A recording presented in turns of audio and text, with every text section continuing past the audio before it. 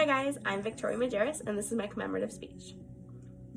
According to Susan B. Anthony herself, is it a crime for a U.S. citizen to vote?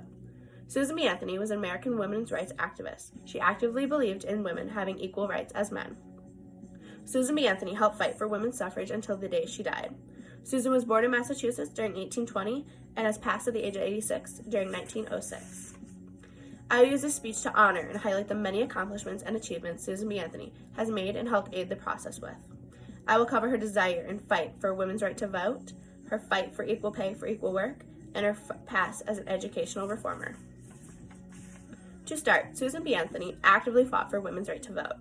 In 1872, after the 14th Amendment was added to the Constitution, Susan led a group of women to test the new amendment. She was able to go and cast her vote, but later was arrested for wrongful voting. In Susan's eyes, she did no wrong. She followed the amendment and voted as a U.S. citizen. Susan held to her belief and was fined by the judge in order to avoid any future appeals. According to SusanB.org, in 1875, the Supreme Court of the United States decided that women were indeed citizens, but that citizens do not necessarily have the right to vote. It was up to the states to decide voting requirements beyond what was written in the Constitution. To follow, Susan B. Anthony actively fought for equal pay for equal work. Susan published her paper titled The Revolution, advocating for equal pay for equal work. This paper allowed her to reach contact with other women within the printing industry. Susan encouraged other women to join her in the formation of the Working Women's Associations. According to SusanBAnthonyHouse.org, in 1870, Anthony formed and was elected president of the Working Women's Central Association. The association drew up reports on working conditions and provided educational opportunities for working women. This association is still active today, advocating and protecting women's workplace rights. To continue, Susan advocated for a fair and equal education for all. Fun fact, Susan's first paying job was as a teacher at an all-girls academy.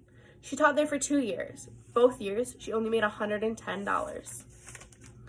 Susan was never shy to voice her opinions on matters she deemed unfit.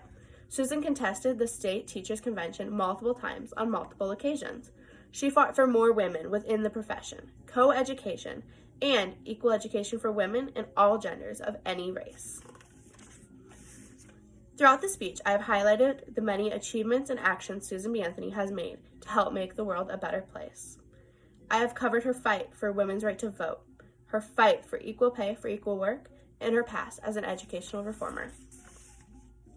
Susan B. Anthony was a very educated and renowned woman. Without Susan and the many battles she fought for, this world would not be the same as it is today.